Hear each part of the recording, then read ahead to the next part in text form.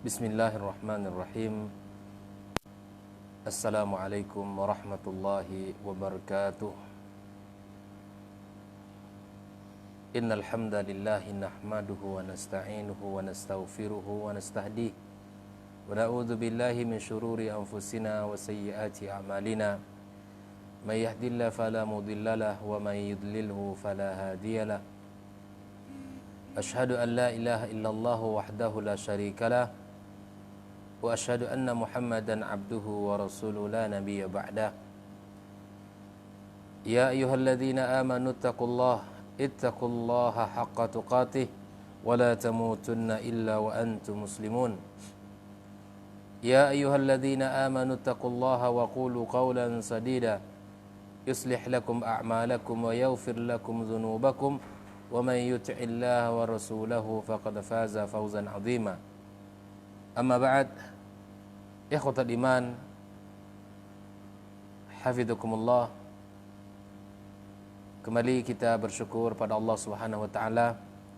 Pada sore kali ini kita masih dipertemukan dalam keadaan sehat walafiat, dalam kecukupan dan dalam keadaan kita beriman kepadanya.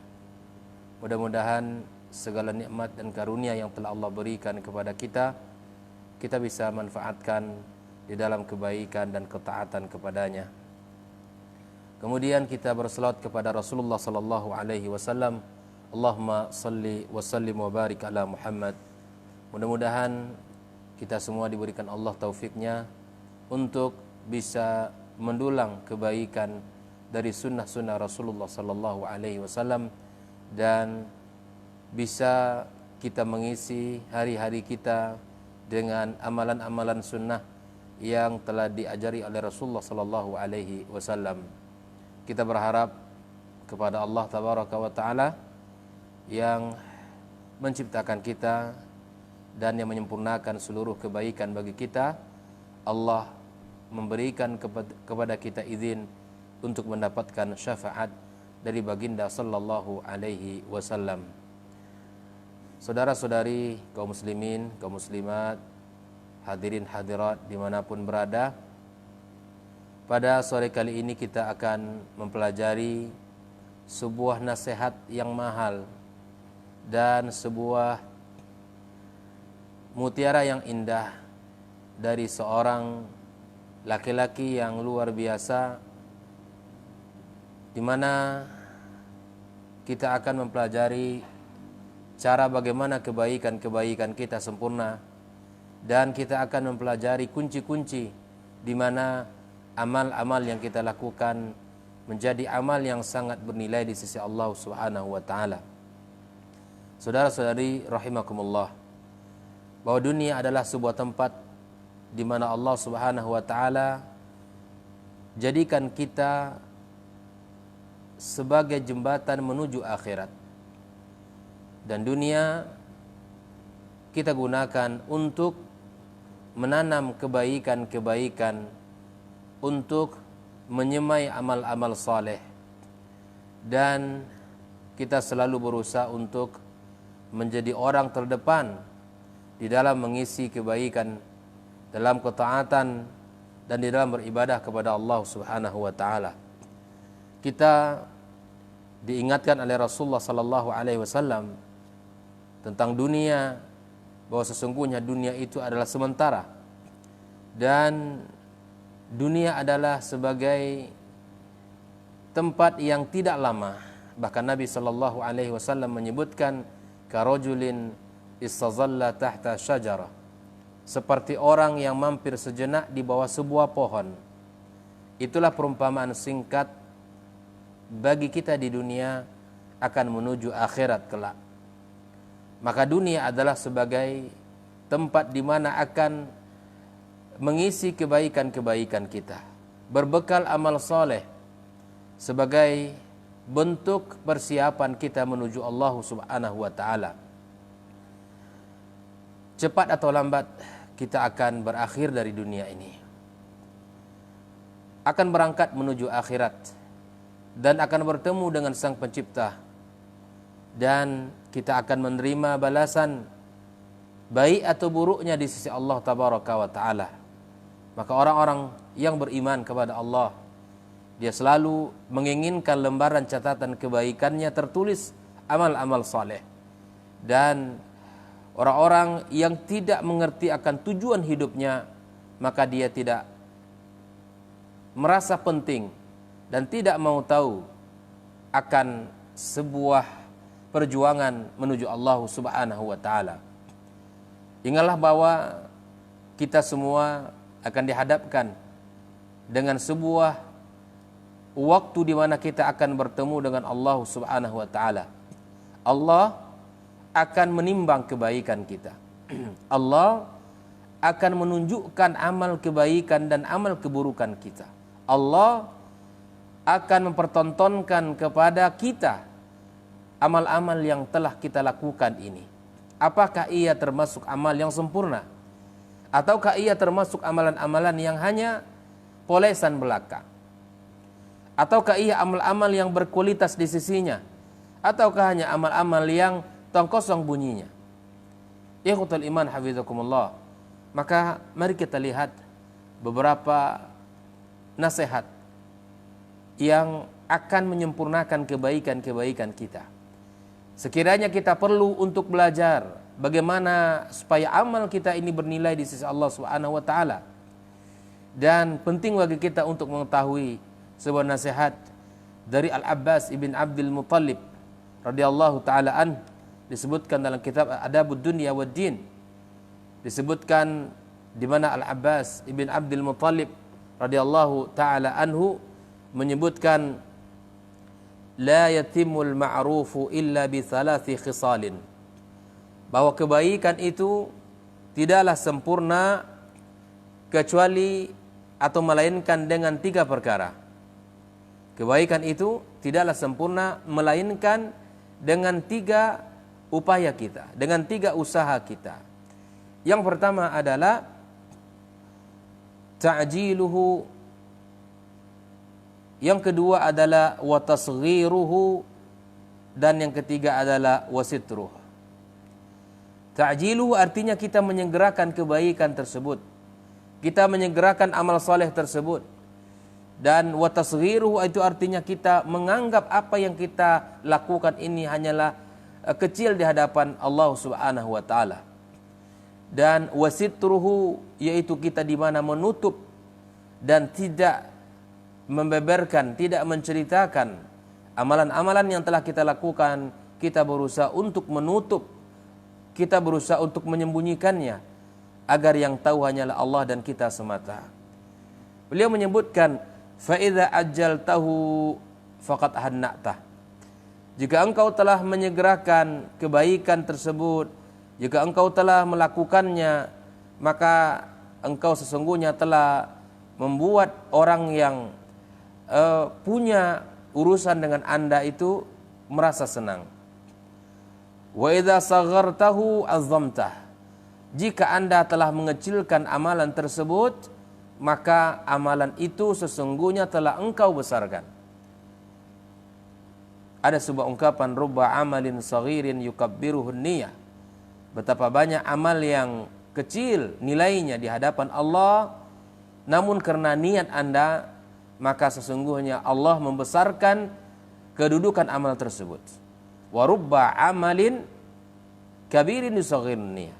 Sebaliknya ada amal yang sungguh luar biasa, kebaikan yang sangat mulia, dan amal yang sangat tinggi nilainya, namun dia akan bernilai kecil karena niat yang tidak terjaga. Wa idza satartahu atmamtah. Jika engkau menyembunyikan, jika engkau tidak memamerkan amal tersebut, maka sesungguhnya engkau telah menyempurnakan kebaikan itu. Ikhwatul iman hafizakumullah. Di dalam hadis yang pertama, di dalam ungkapan yang pertama, di dalam nasihat yang pertama, kita mendapatkan sebuah panduan agar amal kita sempurna. Yang pertama adalah kita menyegerakan. Menyegerakan amal artinya kita tidak menunda-nundanya. Menyegerakan amal berarti kita melakukan amalan tersebut ya ketika perintah itu dan ketika permintaan itu disampaikan. Ingatlah bahwa kata nanti di dalam sebuah ibadah kepada Allah itu adalah jebakan syaitan. Ketika kita ingin melakukan kebaikan lalu kemudian kita katakan nanti akan saya kerjakan, nanti akan saya lakukan, nanti akan saya berikan, ketahuilah itu merupakan jebakan syaitan bagi kita. Karena syaitan menginginkan kita agar taswiful amr, kita menginginkan agar perbuatan itu ditunda, agar perbuatan itu menjadi amal yang dikesampingkan. Dan ketika kita berniat ingin melakukan sebuah kebaikan, konsep, upaya yang baik agar kita sempurnakan amal yang kita lakukan, kita segerakan amal tersebut. Bukankah Allah Subhanahu wa taala di dalam Al-Qur'anul Karim ketika menyebutkan sebuah perintah di dalam kebaikan-kebaikan, Allah tabaraka wa taala menyebutkan wasari'u ila maghfiratin min rabbikum, bersegeralah kalian. Bahasa yang dipakai oleh Allah di dalam memerintahkan kita terhadap kebaikan, bersegeralah kalian untuk menjemput ampunan Allah Subhanahu wa taala. Bersegeralah kalian untuk mencari ampunan Allah Azza wa Jalla. Bahkan ketika Allah tabaraka wa taala meminta kita di dalam melakukan kebaikan, maka Allah memakai fastabiqul khairat, berlomba-lombalah kalian di dalam kebaikan. Dan sifatnya orang berlomba selalu bersegera menjadi orang yang terdepan, menjadi orang yang di awal melakukan sehingga dia termasuk kepada orang yang pemenang. Ini adalah sebuah kalimat yang Allah sampaikan di dalam Al-Quranul Karim. Ayat Al-Quran yang Allah sampaikan untuk kita agar kita menjadi orang-orang yang fastabiqul khairat, orang-orang yang berlomba-lomba di dalam kebaikan. Maka tanamkan motivasi di dalam jiwanya, tanamkan semangat di dalam hatinya, bahwa kebaikan-kebaikan itu mestilah kita kejar. Dan kita kaum muslimin, kaum muslimat akan menghadapi suatu musim, insya Allah dalam hitungan hari kita akan menghadapi musim-musim kebaikan. Kita akan bertemu dengan hari-hari yang sangat mulia dan hari-hari yang sangat berkah, di mana amalan akan dilipat gandakan pahalanya dan pintu surga akan dibukakan oleh Allah Tabaraka wa Ta'ala, dan seluruh pintu-pintu syaitan akan ditutup dan pintu-pintu neraka akan ditutup oleh Allah Subhanahu wa taala, dan kita akan lebih bisa berfokus kepada kebaikan-kebaikan. Ikhwatul iman hafizakumullah. Mari kita jadikan musim kebaikan tersebut musim seminya orang beriman itu dengan melaksanakan, menyegerakan kebaikan-kebaikan yang telah disampaikan oleh Allah dan Rasulnya. Fastabiqul khairat, kita berlomba-lomba antara suami dan istri, antara keluarga, kepala keluarga dengan anak-anaknya, berlomba-lomba di dalam memperbanyak tilawatil Quran. Sebagaimana Rasulullah sallallahu alaihi wasallam menyebutkan bahwa Al-Quran adalah salah satu amalan yang dilakukan Rasulullah sallallahu alaihi wasallam di bulan suci Ramadan. Bahkan beliau mudarasatul Quran bersama Jibril alaihi salam. Dan pada pertemuan kemarin sore sudah kita bahas bagaimana kesungguhan para salaf di dalam mengisi hari-hari mereka dengan Al-Quranul Karim. Bahkan Imam Malik rahimahullah ta'ala, beliau berpindah dari majlis hadis kepada majlis Al-Quranul Karim.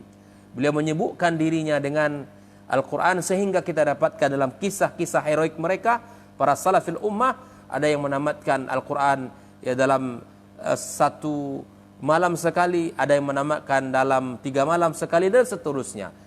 Ini adalah jiwa-jiwa pemberani dan jiwa-jiwa yang cinta kepada kebaikan. Maka mari kita segerakan kebaikan itu, janganlah tunda-tunda. Janganlah kita akhirkan kebaikan tersebut. Rasulullah sallallahu alaihi wasallam ketika beliau ditanya tentang amalan yang paling afdal, maka Nabi sallallahu alaihi wasallam menyebutkan salah satu ibadahnya dan itu disifati di awal waktu. Maka Rasulullah sallallahu alaihi wasallam ketika ditanya ayyul a'mali afdal ilallah, maka Nabi alaihi salatu wasallam mengatakan as-salatu ala waqtiha, ay melaksanakan salat di awal waktunya, menyegerakan melaksanakan salat ketika sudah masuk waktunya. Dan ini menunjukkan betapa amalan itu sangat diperlukan untuk disegerakan. Ikhwatul iman hafizakumullah, beramal dengan menyegerakan adalah salah satu kunci kebaikan dan akan sempurnanya amal tersebut. Apalagi kita hidup di zaman yang penuh dengan fitnah dan zaman yang penuh dengan cobaan. Hidup di zaman yang penuh dengan gangguan dan banyak rintangan. Bahkan Nabi sallallahu alaihi wasallam telah mengingatkan kepada kita akan ada satu zaman di mana zaman itu diliputi oleh sebuah kondisi di mana orang-orang tidak memiliki cahaya. Bahkan Nabi sallallahu alaihi wasallam mengatakan sebuah masa yang pekat, gelap gulita, tidak ada secercah cahaya pun di situ. Sehingga orang tidak lagi bisa mengetahui antara yang hak dan yang batil. Tidak bisa membedakan antara yang halal dan yang haram. Makanya bahasa Nabi, kita lihat kalimat Nabi alaihissalatu wassalam, badiru bil a'malis salih. Bersegeralah kalian di dalam mengerjakan amal-amal saleh sebelum datang sebuah masa. Sebuah masa yang mana fitnah dia lebih gelap, lebih pekat daripada gelapnya malam. Sehingga Nabi SAW menyebutkan kondisi orang hari itu, asbahar rajulu mu'minan wa amsa kafiran. Di pagi harinya dia kuat imannya, di pagi hari dia kokoh di dalam akidahnya, di pagi hari dia terhubung kepada sang penciptanya. Wa amsa kafiran, tiba-tiba di sore hari dia telah menjadi orang yang telah kufur kepada Allah Azza wa Jalla. Begitu cepat perputaran perubahan, begitu cepat perpindahan seseorang dari keimanan menuju kekufuran. Inilah masa fitnah. Inilah zaman yang disebut Nabi SAW agar kita bersegera untuk beramal. Wa amsar rajulu mu'minan wa asbaha kafiran. Di sore harinya memiliki iman yang kuat, di sore harinya memiliki akidah yang baik, kemudian di sore harinya dimiliki semangat beramal yang tinggi, tetapi di esokan paginya dia telah berubah menjadi orang yang kafir, telah kufur kepada Allah Azza wa Jalla. Maka daripada itu, hadirin hadirat ikhwatal iman hafizakumullah, mari kita memahami suatu masa tersebut. Ya, semoga Allah jaga kita dan keluarga kita, orang-orang terdekat dengan kita, agar kita selamat dari fitnah zaman, dari badai syahwat dan dari gejolak syubhat yang sangat kuat, sehingga kita tidak bisa melawan arus yang begitu dahsyat dan akhirnya kita menjadi orang-orang yang terombang-ambing antara keburukan dengan keburukan yang lainnya. Kita berharap kepada Allah Azza wa Jalla, ikhwatal iman hafizakumullah, kita ini diberikan Allah kemudahan untuk menyegerakan kebaikan-kebaikan. Dan ada sebuah buku, jika kita ingin melengkapi pembahasan ini, maka ketahuilah ada sebuah buku yang ditulis dengan judulnya Talbisul Iblis. Sangat banyak perangkap-perangkap setan di situ. Ya, maka bacalah buku ini dan ketahuilah apa saja yang menjadi perangkap-perangkap setan. Termasuklah salah satu di antaranya adalah orang-orang yang selalu mengatakan nanti dan menunda-nunda. Sehingga apa yang ingin kita lakukan segerakanlah. Bisa jadi niat sudah ada namun waktu tidak bisa untuk kita lakukan. Maka sebelum nyawa kita sebelum berakhir kehidupan kita dan sebelum ajal menemui kita, maka bersegeralah kita untuk melakukan amal-amal, bersegeralah kita untuk menyempurnakan kebaikan-kebaikan kita. Ikhwatal iman hafizakumullah. Kondisi di hari kiamat kelak sungguh sangat menakutkan. Ketika Allah sebutkan di mana seseorang yang telah melakukan amal di dunia ini, yang pernah hidup, yang pernah menjalani aktivitas, maka ternyata hari itu sangat menakutkan. Nah, hari itu sangat menegangkan. Orang-orang di hari kiamat kelak digambarkan oleh Allah Azza wa Jalla, yauma yafirul mar'u min akhihi, di mana seseorang akan lari dari saudaranya, wa ummihi wa abihi, dan dari ayah bundanya. Hari ini mereka orang yang paling dicintai, yang dihormati, dibanggakan, disayangi. Tapi di hari kiamat kelak dia tidak akan mampu untuk mendekati orang tuanya, bahkan dia lari dikarenakan dia takut bahwa dosa orang tua akan ditimpakan kepadanya. Yauma yafirul mar'u min akhihi wa ummihi wa abihi wa sahibatihi wa banihi, dan dari istrinya dan dari anak-anaknya. Orang-orang yang terdekat di dunia ini adalah keluarganya, istrinya dan anak keturunannya. Bahkan dia akan lari nanti, dikarenakan di hari kiamat tersebut adalah hari yang sangat menakutkan, dan orang-orang semuanya akan menjadi mengkhawatirkan dirinya di hadapan Allah Subhanahu wa taala. Ikhwatal iman hafizakumullah. Maka kunci kesempurnaan kebaikan pertama adalah di mana kita menyegerakan amal dan ketaatan kita kepada Allah Subhanahu wa taala. Adapun kunci yang kedua yang menjadi sempurnanya amal kita di sisi Allah Subhanahu wa taala adalah wa tasghiruhu, di mana kita berupaya untuk menganggap bahwa amal yang kita lakukan ini adalah amal kecil. Mahma kanatis salah, sebanyak apapun salat yang sudah Anda lakukan selama ini, sebanyak apapun ruku sujud Anda kepada Allah Azza wa Jalla, itu semua belum bisa membalas kebaikan Allah kepada kita. Mahma kanatis siyam, sebanyak apapun puasa yang Anda lakukan, baik itu puasa-puasa wajib maupun puasa-puasa sunnah, yang Anda lakukan, yang Anda hidupkan dalam sehari-harinya, belum bisa membalas kebaikan, kasih sayang, rahmat Allah yang Allah berikan kepada kita. Mahma kanatis sadaqat, sebanyak apapun sedekah yang Anda keluarkan, belum bisa membayar apa yang telah Allah berikan kepada kita. Maka apalah artinya kita ini? Apalah artinya amal yang sudah kita lakukan? Apalah artinya sebuah amal yang itu semua juga dari taufik Allah Azza wa Jalla? Karena tidak ada satu kebaikan pun yang bisa kita lakukan untuk Allah kecuali atas izin Allah Subhanahu wa taala.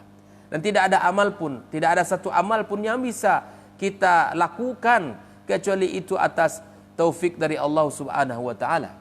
Dan tidak ada satu kemaksiatan pun yang bisa kita tinggalkan kecuali itu adalah kemudahan dari Allah Subhanahu wa taala. Maka sepatutnya kita ini bersyukur kepada Allah Azza wa Jalla, dan kita hiasi kehidupan kita dengan amal-amal, dengan kita tidak membesarkan amalan tersebut, dan dengan tidak kita menganggapnya agung di sisi Allah Subhanahu wa taala. Mudah-mudahan kita semua termasuk orang-orang yang mengecilkan amal itu, yang tidak menganggap itu adalah hal yang besar sehingga kita berhenti untuk melakukan kebaikan. Tidak. Apapun yang kita lakukan, dari ibadah-ibadah yang telah Allah wajibkan, dari ketaatan yang telah Allah gariskan untuk kita semua, itu semua adalah kecil di hadapan Allah Azza wa Jalla. Dan kita semua berkaca kepada Rasulullah sallallahu alaihi wasallam, manusia mulia, manusia terbaik. Lihat contoh yang telah beliau berikan kepada kita. Lihatlah tauladan yang telah beliau tunjukkan kepada kita. Ketika Rasulullah sallallahu alaihi wasallam berada di rumahnya, lalu kemudian dia mengisi malamnya dengan qiyam. Kemudian diriwayatkan bahwa kaki beliau sampai bengkak karena banyak rukuk dan sujud kepada Allah Azza wa Jalla. Sampai istrinya tercinta Aisyah radhiyallahu taala anha mengatakan kepadanya, "Untuk apa engkau lakukan ini semua wahai Rasulullah? Bukankah Allah telah ampunkan dosa-dosamu? Bukankah Allah telah jamin bagimu surga? Bukankah Allah telah mengangkatmu sebagai seorang Rasul?" Maka lihat kalimat manusia mulia, teladan untuk kita semua. Ketika Aisyah menyebutkan, untuk apa ini lakukan semuanya? Untuk apa bersusah payah? Untuk apa engkau melakukan ini dengan penuh perjuangan? Maka kemudian dia lihat, ini bentuk kalimat yang menunjukkan di mana rasa syukur itulah yang menghiasi dirinya, dan dia tidak pernah mengagungkan apa yang telah dilakukan, yang telah dijalankan di dalam dakwah kepada Allah Azza wa Jalla. Dia katakan, afala akunu abdan syakura, tak pantaskah aku ini menjadi hamba yang bersyukur kepada Allah, di mana Allah telah menjadikan aku seorang nabi dan rasul, di mana Allah telah menurunkan kepadaku Al-Quranul Karim, di mana Allah telah mengampuni dosa-dosaku, di mana Allah telah menjamin surga bagiku. Ya Allah, kalimat yang indah. Dia mengagungkan Allah Azza wa Jalla dengan mengecilkan apa yang telah dilakukannya. Inilah harus kita lakukan, hadirin hadirat. Ketika amal ini ingin kita lakukan, maka kecilkan semua apa yang telah kita miliki. Kecilkan semua amanah yang kita pegang. Kecilkan semua pangkat jabatan kita, harta kekayaan kita. Di semua itu adalah kecil. Dan semua itu adalah hina. Dan semua itu tidak ada nilainya di sisi Allah Tabaraka wa Ta'ala. Sehingga kita mampu untuk melakukan kebaikan itu dengan sempurna. Sehingga kita mampu untuk meraih kebaikan dengan sempurna. Kecilkan di hadapan Allah Tabaraka wa Ta'ala. Rasulullah sallallahu alaihi wasallam menjalankan kehidupan dakwah yang begitu luar biasa tantangannya, yang begitu pekat, yang begitu sulit. Perjuangan yang dilakukan oleh Rasulullah sallallahu alaihi wasallam perjuangan yang luar biasa dahsyatnya. Tapi dia tidak pernah membesarkan apa yang telah ia lakukan. Tidak pernah kalimat itu terucap terhadap apa yang dia dakwahkan.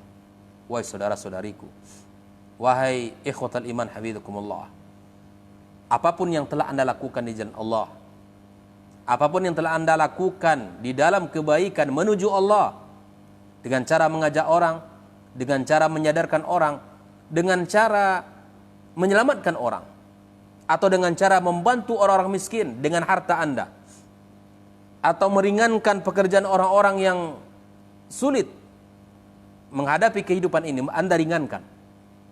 Semua itu adalah kecil, dan semua itu tidak bernilai di sisi Allah kalau Anda merasa itu adalah karena kehebatan Anda, karena kekuasaan Anda, karena ilmu yang Anda miliki. Di dalam sejarah betapa banyak kisah-kisah nyata yang Allah berikan kepada kita, dan kisah-kisah itu terekam dengan baik di dalam kitabullah, di dalam Al-Quranul Karim. Ketika Qarun merasa dengan kehebatannya, dengan kekayaannya, dengan apa yang Allah berikan kepadanya, dia merasa itu semua.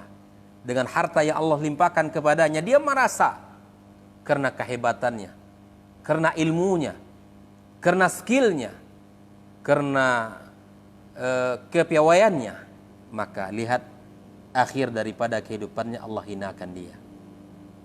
Allah matikan dalam kondisi yang seburuk-buruk kondisi, tidak beriman kepada Allah Azza wa Jalla. Lihatlah Fir'aun yang dengan kekuasaannya, dengan kehebatannya, dengan tahtanya, dia merasa dialah Rabb, dialah Allah, dialah yang maha kuasa, dialah yang maha kuat, dialah yang maha segala-galanya. Lihat ketika dia membesarkan dirinya, ketika dia membesarkan prestasinya, ketika dia membesarkan capaiannya, kejayaannya, dia menyandarkan itu semua pada dirinya, dia menyandarkan itu semua kepada kehebatannya. Allah hinakan, Allah matikan dalam kondisi tidak beriman. Bahkan sampai hari ini Allah jadikan sebagai bukti nyata kebesaran Allah, sebagai bukti nyata maha kuasanya Allah. La ilaha illa anta subhanaka inna kunna minadh dhalimin. Tidak ada yang lebih kuat, dan tidak ada yang lebih besar, dan tidak ada yang lebih perkasa kecuali dari Allah, kecuali Allah Subhanahu wa taala. Ikhwatal iman hafizakumullah, agar sempurna kebaikan kita ini, maka kecilkanlah dia. Jangan Anda pernah menyebut-nyebutkan kebaikan itu, dan jangan Anda pernah menjadikan itu adalah hasil karya Anda yang lebih besar, tapi berusaha Anda mengecilkan. Ketika Anda mengecilkan, maka Anda telah membesarkan amal tersebut. Ikhwatal iman hafizakumullah, kunci kesempurnaan amal yang terakhir adalah di mana kita diminta untuk menyembunyikan, dan kita diminta untuk tidak menampakkan, memamerkan kebaikan-kebaikan itu. Dan ketika kita berusaha menyembunyikan, tidak memamerkannya, maka berarti kita telah menjadi orang yang menyempurnakan amal tersebut. Ikhwatal iman hafizakumullah, di dalam Islam kita dituntut agar kita memiliki amalan-amalan rahasia, amalan-amalan yang itu antara kita dengan Allah tabaraka wa ta'ala. Bahkan para ulama, mereka memiliki amalan-amalan yang sangat indah, dan bahkan bertahun-tahun setiap malam air membasahi bantal tidur mereka, namun tidak diketahui oleh istrinya dari manakah air itu bersumber. Air apakah yang membasahi bantal tersebut, mereka tidak tahu, istrinya tidak tahu, karena berusaha untuk menyembunyikan kebaikan-kebaikan di sisi Allah tabaraka wa ta'ala. Maka jika ada amal-amal yang mesti kita lakukan dengan secara zahir, maka lakukanlah. Seperti Anda ke masjid, seperti Anda duduk di masjid membaca tilawatil Quran, lakukanlah. Dan jika memang syiarnya adalah ketika kita melaksanakan ibadah umrah dengan berpakaian ihram, ya lakukan itu. Dan selalu menjaga hati, dan selalu menjaga niat. Dan jika ada amal-amal yang memang harus dilakukan secara zahir, ditampakkan. Tapi ingat, jaga hati. Namun jika ada amal-amal yang sangat mungkin untuk kita sembunyikan dan sangat bisa untuk kita tutupi, maka tutupilah. Makanya Nabi SAW mengatakan kepada kita, jika seandainya ada amal, jika seandainya di dalam ibadah-ibadah sunnah ini kita memiliki waktu untuk melakukannya, maka lakukanlah salat-salat sunnah kita di rumah kita. Kenapa demikian? Karena akhfa minan nas, lebih tersembunyi amalan itu. Dia tertutup amalan itu. Amalan itu tidak bisa dilihat orang. Oh, ternyata si fulan. Bisa jadi orang berprasangka kepadanya. Setiap kali salat selesai, maka dia balik ke rumahnya. Dia tidak pernah melaksanakan salat ba'diyah di masjid. Tapi ternyata siapa yang tahu pula kalau dia menyempurnakan ibadah salat ba'diyahnya di rumah dia dan qabliyahnya di rumahnya. Nah, inilah yang disebut dengan di mana kita menyembunyikan amal-amal kita, di mana kita tidak menampakkan amalan tersebut. Cukuplah antara kita dengan Allah Subhanahu wa taala, dan cukuplah antara kita dengan sang pemilik amal tersebut, dengan sang pemilik hamba tersebut yang mengetahuinya. Dan sesungguhnya yang kita cari bukanlah pujian manusia, karena sesungguhnya pujian manusia ghayatun nasi la tudrak, perkara yang tidak mungkin kita cari, tidak mungkin kita dapatkan. Maka semakin banyak orang yang suka, semakin banyak pula orang yang tidak suka kepadanya. Wa ghayatun nasi waridan nasi ghayatun la tudrak. Ridha manusia adalah perkara yang tidak mungkin untuk kita raih. Waridallahi ghayatun tudrak, dan ridha Allah adalah perkara yang mungkin untuk kita dapatkan. Maka sibukkanlah diri kita untuk mendapatkan pujian dari sang pencipta kita. Jauhi pandangan kita, jauhi hati kita, jaga hati kita dari pujian dari manusia-manusia ada sekeliling kita. Jauhi itu semua. Maka ibadah siyam Ramadan adalah salah satu ibadah yang akan mendidik kita dengan prinsip yang mana hak Allah yang teratas, di mana hak Allah adalah yang terdepan. Bahkan Nabi menyebutkan dalam hadis qudsi, Allah tabaraka wa taala mengatakan, as-siyamu li wa ana ajzi bihi, bahwa ibadah siyam adalah ibadah yang mana untukku, kata Allah, dan aku yang akan membalas ibadah tersebut pahala dengan pahala-pahala yang sempurna. maka berusahalah kita berlatih dengan melakukan 3 kunci sempurnanya amal kita, 3 upaya di dalam menyempurnakan kebaikan-kebaikan yang telah kita lakukan. Yang pertama, kita diminta untuk menyegerakan melakukan amal tersebut. Yang kedua, kita diminta untuk mengecilkan amalan itu di pandangan kita, ya, di pandangan diri kita. Dan yang ketiga, kunci kesempurnaan amal kita adalah di mana kita menutupinya dan tidak menceritakannya kepada orang. Tahan lisan, tahan tulisan yang berucap, dan tahan tangan kita yang membeberkan kebaikan-kebaikan itu, yang membeberkan kebaikan-kebaikan itu. Ketahuilah, di dalam kehidupan kita ada orang-orang kalau dia bersumpah atas nama Allah, maka Allah kabulkan doanya. Di zaman dahulu ada salah seorang abid, dan ketika itu di musim yang sangat panas sekali dan hujan sudah lama tidak turun, tumbuhan sudah mulai layu, kemudian hewan ternak sudah mulai mati karena air yang tidak ada. Lalu kemudian tiba-tiba ada salah seorang yang masuk ke dalam masjid, dan di masjid itu dia menutupi dirinya, dan kemudian mulailah dia berdoa kepada Allah Azza wa Jalla. Maka dia mengatakan, Allahumma aghithna, Allahumma aghithna, Allahumma aghithna. Diriwayatkan sebelum doanya berhenti, sebelum doanya selesai, hujan telah membasahi bumi dan hujan telah mengguyur deras daerah tersebut. Sehingga ada salah seorang yang mendengarkan doa yang dipanjatkan oleh hamba tadi, kemudian dia ingin tahu siapa laki-laki tersebut. Kemudian dia mengikuti sampai dia ke rumahnya. Sehingga hamba yang saleh ini merasa ada orang yang mengikuti, dan besok paginya dia berangkat pindah dari daerah tersebut dan melarikan diri, sehingga dia tidak diketahui siapakah orang yang berdoa tadi malam. Keesokan paginya seorang saleh ini pergi, dan orang yang mengikuti dia mendapati rumah di mana orang tadi malam itu kembali sudah kosong. Sehingga bertanya kepada pembantunya, dan pembantunya mengatakan, gara-gara andalah Tuhan kami pergi, karena dia tidak mau ada orang yang mengetahui siapakah orang yang berdoa tadi malam, orang yang saleh tersebut. Dan begitulah hamba Allah yang kalau dia bersumpah atas nama Allah, maka Allah kabulkan. Dengan begitu kita akan memiliki kebaikan-kebaikan. Maka berusahalah ikhwatal iman hafizakumullah untuk melakukan sebuah amal, dan kita berusaha untuk menyembunyikan, dan kita berusaha untuk tidak menampakkan amal tersebut di depan orang ramai. Barakallahu fikum. Mudah-mudahan Allah sempurnakan kebaikan kita, dan mudah-mudahan Allah berikan kemudahan bagi kita di dalam melakukan amal saleh. Wallahu taala alam bissawab. Jazakallahu khairan Ustaz materinya pada sore hari ini. Ini ada beberapa pertanyaan yang masuk melalui pesan singkat WhatsApp.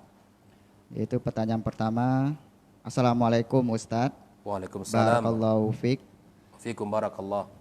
Ana ingin menanyakan, ketika kita menceritakan sebuah amalan yang kita lakukan, agar orang yang mendengarkan melakukan dan mencontohnya, apakah ini termasuk riya atau tidak termasuk amalan yang sempurna? Jazakallahu khairan. Barakallahu fika akhil karim.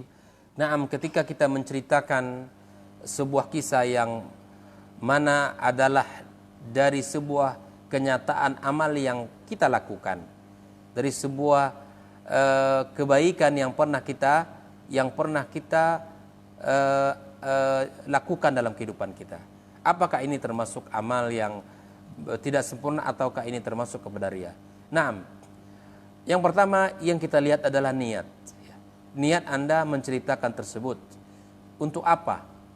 Dan ketika niat itu kita untukkan bahwa agar orang ini bisa mengikuti kebaikan-kebaikan tersebut, dan bisa Anda lakukan dengan menceritakan bukan diri Anda, dengan menceritakan bukan menyebutkan itu adalah Anda. Bisa Anda sampaikan sebuah kisah yang mudah-mudahan kisah itu menginspirasi dia, dan dan Anda tidak menyebutkan siapa orangnya. Berusahalah terus dengan tidak menyebutkan pelakunya, dan berusahalah kepada Allah Azza wa Jalla agar amalan itu bisa terjaga dalam hati kita. Pada prinsipnya tidak mengapa kita menceritakan sebuah amal yang pernah dilakukan, namun di situ perlu kita menjaga hati, karena sesungguhnya tujuan Anda menceritakan itu apa? Karena tiap sesuatu itu akan tergantung kepada niatnya. Kalau niat Anda untuk membanggakan diri di hadapan dia, maka ini termasuk kepada riya. Namun kalau Anda merasa ketika menceritakan hal tersebut Anda bisa menjaga diri tidak merasa lebih dari dia, dan tidak merasa baik dari dia, dan tidak merasa telah melakukan amal yang merendahkan dia dan meninggikan, maka lebih baik ditinggalkan. Kalau ada perasaan-perasaan itu, maka lebih baik untuk tidak diceritakan. Wallahu ta'ala alam bissawab. Jazakallahu khairan Ustaz. Berikut ada pertanyaan langsung dari komentar siaran live. Assalamualaikum Ustaz. Waalaikumsalam warahmatullahi wabarakatuh. Ana hamba Allah mau bertanya, bagaimana sikap kita apabila ana sudah berusaha mengajak suami untuk taat kepada Allah dan jangan menyekutukannya, tapi tak dihiraukan. Dan beliau selalu percaya dengan dukun. Sering ana bakar jimat-jimat yang dia pakai, namun tidak berubah. Dan ketika diingatkan, malah bukan insaf, tetapi mengatakan bahwa kita harus mengikuti adat istiadat kita atau nenek moyang kita. Jazakallahu ya Ustaz. Barakallahu fiik atas pertanyaan akhil karim, ukhtil karimah. Yang pertama, saya doakan kalimat saya doakan dengan agar Allah mengokohkan Anda di dalam menjalankan nasihat-nasihat tersebut, dan mengokohkan Anda di dalam beramal dan istiqamah di jalan Allah Subhanahu wa taala. Yang kedua, ini adalah hal yang penting memang di dalam kehidupan rumah tangga, bahwa apa yang Anda lakukan itu sudah benar, mengingatkan dan memberikan ilmu serta menasihati, ini adalah salah satu kewajiban yang mesti ditunaikan dari pasangan ke pasangannya. Dan adapun perbuatan-perbuatan yang disebutkan tadi adalah perbuatan syirik, dan perbuatan-perbuatan itu tercela dalam agama kita. Ketika seseorang percaya kepada dukun, bahkan Nabi SAW mengatakan man ata arrafan, ya, barang siapa yang mendatangi orang-orang yang merasa dirinya mengetahui atau yang mengaku-ngaku dirinya adalah orang-orang yang mengetahui hal yang gaib, ya, maka mempercayai saja atau mendatangi saja itu man ata arrafan au kahinan, ya, barang siapa yang mengetahui orang-orang yang paranormal, kemudian orang-orang para dukun, itu maka Allah tidak akan terima amal ibadahnya selama 40 hari. Ini sebuah ancaman keras dari Nabi kita sallallahu alaihi wasallam. Betapa besarnya dosa keburukan yang didapat ketika melakukan kesyirikan-kesyirikan tersebut. Bahkan Allah tabaraka wa taala juga mengingatkan innallaha la yaghfiru ay yushraka bihi wa yaghfiru ma duna dzalika liman yasha. Allah tidak mengampuni dosa kesyirikan, ya, ketika nanti dia datang di hari kiamat kelak belum bertaubat kepada Allah tabaraka wa taala, dan Allah mengampunkan dosa selain syirik tersebut. Maka usaha Anda sudah benar, dan apa yang Anda lakukan adalah sebuah hal yang positif, dan yang dikokohkan lagi yang pertama adalah kuatkan doa kepada Allah Azza wa Jalla. Kuatkan doa, ya, kuatkan mengetuk pintu Allah, meminta kepadanya agar Allah berikan taufik dan hidayah, berikan Allah petunjuk kepada suami kita, agar Allah luruskan suami kita, agar Allah berikan kepadanya kemudahan di dalam memahami agama. Yang kedua, ini yang sering saya sampaikan, cari momen-momen tertentu, ya, saat-saat di mana Anda disenangi oleh suami, dan ketika suami merasa dalam kondisi nyaman untuk disampaikan, cari momen-momen itu. Dan yang ketiga, manfaatkan wasilah yang ada seperti menghadiahkan buku, kemudian menghadiahkan sesuatu yang disukai olehnya, atau berdiskusi dengan hati dari hati ke hati, dengan hati yang lapang, dengan hati yang penuh dengan keimanan. Kita berdiskusi dengan diajak suami kita dan diajak dia untuk bertemu dengan orang-orang yang dia segani secara kehidupan sehingga bisa menasihati. Lakukan itu. Misalnya ada seorang yang beliau segan kepadanya, maka minta orang ini untuk menyampaikan nasihat, minta untuk menyampaikan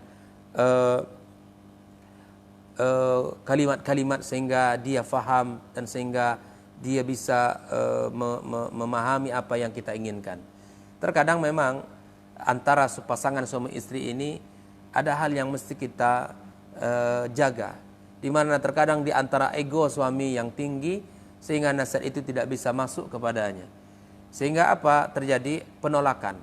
Maka kita pakai orang ketiga yang bisa masuk kepadanya dengan nasihat tersebut. Di antaranya adalah dengan meminta nasihat dan bimbingan, serta juga minta doa kepada saudara-saudaranya. Dan di sini saya doakan ukhtil fadilah agar suaminya, agar pasangannya Allah berikan hidayah, Allah berikan kemudahan di dalam beragama berdasarkan dalil Al-Quran dan Sunnah.